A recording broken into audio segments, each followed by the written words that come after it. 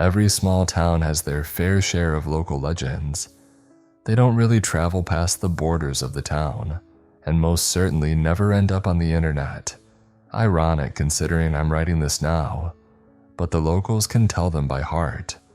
I've heard a lot of them in my time as a truck driver, but none of them actually held any truth to them, except for one, the story of the ghoul.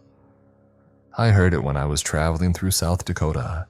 I had stopped driving for the night as I was just too damn tired, and it was so humid out that my windshield started to fog up. I'd ended up in some tiny town called Aberage, about an hour from Custer and 3 hours from where I needed to drop my shipment. When I say it was tiny, I mean it. There were about 15 buildings total, most of them houses. The remainder were a sole restaurant with a bar attached, one church, and a gas station. I didn't exactly trust the restaurant's quality, but I was starving, so I figured that I'd at least sit at the bar and order some sliders if they had them. The door jingled as I walked in, and a mostly empty dining room greeted me. There were 3 total people in the building from what I saw. There was the bartender, a bald-bearded man who immediately gave me a quizzical look. The only other person at the bar was a young woman who was drinking a labelless beer and didn't even turn her head to look at me when I sat down. I was clearly the outlier here. I wasn't exactly welcome, and I felt it. Still, I picked up a menu and tapped the beer I wanted. When I took my first sip, she finally spoke. "I haven't seen you before." Her voice was equal parts rough and soothing. I was startled, but I pride myself on being polite, so I turned to face her and tried to make small talk. "I'm not from around here, I'm just passing through." I figured, what brings you in here? The appetite of a damn horse, that's what. I've been on the road for 11 hours. She giggled. She wasn't bad looking, but wasn't exactly my type either, so I hoped she wouldn't confuse my jokes as flirting. "You're funny." I turned away for a moment to signal for another beer, then looked back at her. "I have my moments at least." She looked at the bartender as he passed me my second pour, and waited for him to take my order before she signaled to him. "Rico, should we do it?" He grunted and walked into the kitchen. She seemed to take that as a yes and excitedly looked at me. "We've got a tradition around here. Everyone who drinks at the bar has to tell a story. It's nothing crazy, but we only have 23 people living here, so we're always itching to hear something new. I'm not a very interesting person, all things considered. You would think I had some crazy stories after traveling around the country, but I really never left the road long enough to see stuff like that. Still, I wanted to put on a good show, so I decided to tell them a story about the first time I saw the ocean. As I munched on my onion rings, I tried to make it as fantastical as possible, and admittedly embellished the details a bit. I'd never actually seen a killer whale before, but they didn't need to know that. By the looks of it, the woman was captivated with the story and sat there the whole time with her chin in her hands and her bright eyes trained on mine. I finished spinning my tale and turned back to face the bar, placing a 20 on the counter as a tip. I was about to say goodbye when the woman halted me with a slight smirk on her face. "You got a good speaking voice. Thanks for telling us your story. I want to tell you one too." I was dead tired, but my manners prevented me from refusing, so I smiled and signaled to her to continue. "It's the same one I tell everyone who comes through here because it's the one that sticks with you the longest." I nearly jumped out of my chair when the bartender finally spoke. It wasn't even directed at me, but it caught me off guard. "The one about the ghoul again?" "Yes, sir, unless you got a better idea."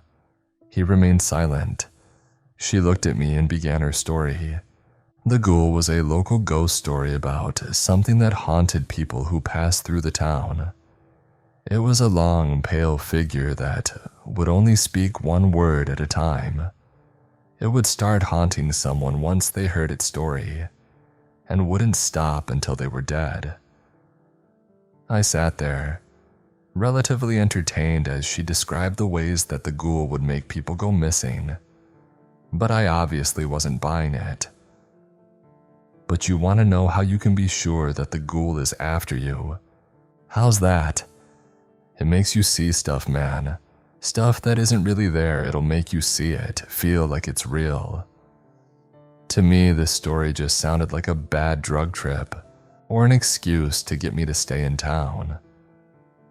I was blinking in and out of consciousness when she finally finished, and decided I'd head back to the motel before she decided that story time would continue. Well, I'm gonna call it a night. You folks have a good one. She stopped smiling and just blankly stared at me. I got up and walked towards the door, pushing it open with my foot. Hey, one question before you go. I sighed and turned around. I just wanted to go to bed. Yeah, what's up? You can see me, right? I wasn't sure if I'd heard her wrong, but what I'd heard was a weird-ass question indeed. Her and the bartender. Of course I could see them. They were right there. She was starting to creep me out. Yeah? She took a sip of her drink and looked at the bartender before turning back towards me. Well, good night. My brow furrowed and I walked out the door. Whatever was going on with that woman, I wanted no part of it. She'd been pretty nice up to that point too. I have no idea where all of that suddenly came from. I wasn't exactly in the mood to ponder it further, so I began walking down the street towards the motel. As I walked, I thought about the story she told me. Why was that the story she told to people who passed through town? Some sort of scare you into staying tactic like I guessed maybe. I wasn't sure. I unlocked the door to my room and after brushing my teeth, tucked in for the night. I woke up to a knock at the door. I rubbed my eyes and groaned. I didn't feel well rested at all. I rolled over and grabbed my phone off the bedside table, squinting as the bright light hit my eyes. It was 3 o'clock in the morning.